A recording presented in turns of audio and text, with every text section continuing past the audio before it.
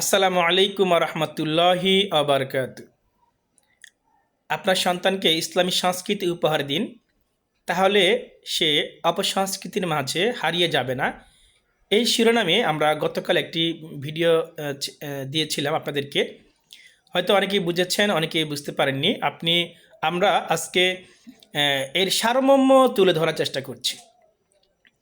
প্রথম কথা হলো, আমাদের শিশুরা, যারা 1 থেকে 5 বছর অথবা 5 থেকে 10 বছর, এই শিশুদের সম্পর্কে মূলত আমাদের কথা বা ভিডিও ছিল। তো প্রথম কথা হলো, আমাদের শিশুরা আজকে মোবাইলে আসক্ত হয়ে যাচ্ছে। তারা গেম, ফেসবুক বা ইউটিউব, অথবা তারা মোবাইল বা টেলিভিশন অথবা কম্পিউটার আসক্ত হয়ে যাচ্ছে। ছোট্ট একটি শিশু, অথচ সে আসক্ত হয়ে যাচ্ছে। আমরা প্রথমেই বলেছি, এখনও বলছি যে আপনার সন্তানকে এই আসক্ত থেকে মুক্ত করবেন, তাকে সে যেন আসক্ত হয়ে না যায়।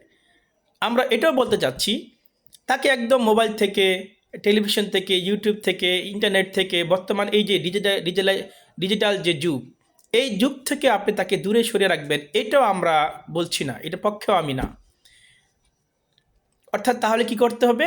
তাকে আপনি মোবাইল দেখাবেন, তাকে ইউটিউব দেখাবেন, তাকে আপনি টেলিভিশন দেখাবেন, সেটা যেন লিমিট থাকে, অল্প সময়, আধা ঘন্টা বা 20 মিনিট, 15 মিনিট দৈনিক। এখন আসেন, কি দেখাবেন? যদি সে ইতিমধ্যে বিভিন্ন কার্টুন যেমন শিবা বা আপনার মোটু পাতলুতে আসক্ত হয়ে যায়, তাহলে আমি বলছিলাম যে তাকে দেখান, অল্প দেখান, তবে সেটা ইংলিশে যেটা ডাবিং করা, আপনি সেটা দেখান। তাহলে হবে কি, সে মোটু পাতলুর মধ্যে শিক্ষাটা আছে, অথবা আপনার শিবার মধ্যে যে শিক্ষাটা আছে সেটা দেখলো, কিন্তু ইংলিশটা সে শিখে গেল। কৌশল আপনি তাকে ইংলিশটা শিখিয়ে ফেললেন। এখন যদি এটা আসক্ত না হয়ে যায়, তাহলে আপনার সন্তানকে আমি বলবো যে আপনার সন্তানকে ইসলামিক কার্টুন দেখান। সেই ইসলামিক কার্টুনটা কি? আবদুল্লাহ একটা কার্টুন আছে, সেটা দেখাতে পারেন। সাকিবের পাঠশালা, এই কার্টুনটা দেখাতে পারেন। এগুলো আপনার কিডস ক্রিয়েশন অথবা প্যান ভিশন, এই চ্যানেলগুলো দেখিয়ে থাকে। আপনি এগুলো দেখান, এখান থেকে সে শিক্ষা পাবে, সুশিক্ষা। কিভাবে সালাম দিতে হয়, কিভাবে পরিবারের ভাই বোনদের সাথে কথা বলতে হয়, কিভাবে মানুষের সাথে কথা বলতে হয়, মানুষের সেবা কিভাবে করতে হয়, এই সুশিক্ষা সে পেয়ে যাবে। তার মানে যদি আসক্ত হয়ে যায়, যদি কেউ আপনার মোটু পাতলু বা শিবার মধ্যে আসক্ত হয়ে যায়, শিবা দেখে সে এখান থেকে সরানো যাচ্ছে না, সেক্ষেত্রে ইংলিশে ডাবিং করা তাকে দেখান। আর যদি সম্ভব হয়, সাকিবের পাঠশালা বা আপনার আবদুল্লাহ ইসলামিক কার্টুনগুলো দেখান। আর এই দুটার চেয়ে সবচেয়ে উত্তম হলো, তাকে আপনি ইসলামিক সঙ্গীত, হামদ, নাত, ইসলামিক গজল, এগুলোতে আসক্ত করান। আসক্ত বলতে ইসলামিক মাইন্ডে তাকে সেট করা, তার মাইন্ডটা ইসলামিক সাচে সেট করাতে পারলে সে ভবিষ্যতে একজন আদর্শিক মানুষ হয়ে গড়ে উঠবে। যেহেতু একটি শিশুর তার একটি বিনোদন প্রয়োজন, তার একটি সংস্কৃতি প্রয়োজন, এই জন্য আমরা বলবো তাকে ইসলামিক গজল, হামদ, নাত, টেলিভিশন, ইউটিউবে এখন মোবাইলে খুললে আপনি পাবেন, যেই গজলগুলো অনেক বাচ্চারা, অনেক শিশুরা একসঙ্গে তারা বসে বসে গাচ্ছে, বসে বসে তারা বিভিন্ন জায়গায় গিয়ে সুন্দর সুন্দর দৃশ্য ধারণ করে তারা আল্লাহর নাম, রাসূলের গুণগান, আল্লাহর গুণগান করছে, ইসলামের সঙ্গীতগুলো পরিবেশন করছে, সেগুলো দেখান। সে খুশি হয়ে যাবে, সে খুশি হয়ে ওটার মধ্যে সে নিজেকে জড়িয়ে যাবে। আর যখন সে ইসলামী সংস্কৃতির দিকে জড়িয়ে যাবে, তখন সে আদর্শিক, চরিত্রবান, ভদ্র হয়ে গড়ে উঠবে। আর আমরা আরেকটি কথা বলেছি যে আজকে আমাদের মায়েরা, বাবারা দায়ী যে সন্তানকে আজকে তারা বিভিন্ন নাচ গানে আসক্ত করে ফেলছে। অনেক সন্তানকে ছোট থেকেই নাচের মধ্যে আসক্ত করছে। যে মেয়েটা, ছোট্ট একটা শিশু, সে ভদ্র, সে মাথায় হেজাব দেয়, সে যখন বাধ্য হয় নাচার জন্য, তখন ওই মেয়ের আর লজ্জা থাকে না, শরম থাকে না।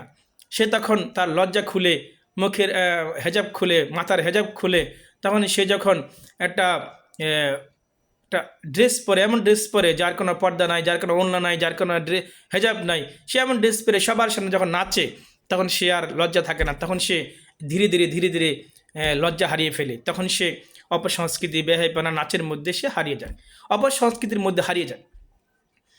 এই জন্য আমরা বলেছি, আমরা এখনও বলতে চাচ্ছি যে আপনার সন্তানকে ইসলামী সংস্কৃতি উপহার দিন, তাহলে সে অপসংস্কৃতির মাঝে হারিয়ে যাবে না। কারণ একটা শিশু যখন ছোট থাকে তখন সেটা কাদা মাটির মতো, এই কাদা মাটিকে আপনি যেভাবে চাইবেন সেভাবেই সে গড়ে উঠবে। তো কাদা মাটি দিয়ে আপনি চাইলে আদর্শিক চরিত্রবান ভদ্র একটি মানুষ বানাতে পারবেন, আদর্শ ভদ্র একটি ডাক্তার বানাতে পারবেন, আদর্শ ভদ্র একজন শিক্ষক বানাতে পারবেন, আদর্শ ভদ্র একজন ডাক্তার, ইঞ্জিনিয়ার, যা চাইবেন সেটা বানাতে পারবেন। কিন্তু যখন কাদামাটি শক্ত হয়ে যায় সেটা দ্বারা কিন্তু সম্ভব হয় না। অনেক বাচ্চারা ছোট থেকেই যখন ইসলামিক ধারা, ইসলামী সংস্কৃতি, ইসলামিক গজল, হাব, নাত এগুলোর মাধ্যমে বড় হয়, তখন সে ভদ্র হয়, চরিত্রবান হয়, পর্দাশীল হয়, ভালো মানুষ হয়, তখন ভবিষ্যতে তার জীবনটা অনেক সুন্দর হয়ে যায়। কিন্তু যখন ছোট থেকেই সে নাচ গান, বেহাইপনা, অশ্লীলতার মাঝে বড় হয়ে ওঠে, তখন সে বড় হলে তখন সে অপসংস্কৃতির, বেহাইপনা, নাচ গান, সমাজে বেহাইপনা, নষ্টামি, ভণ্ডামি শুরু করে দেয়। এই জন্য দায়ী থাকে পিতামাতা। এমন অনেক শিক্ষকরা দায়ী থাকেন যারা তার শিক্ষার্থীদেরকে নাচ গানে বাধ্য করছেন, ফোর্স করছেন।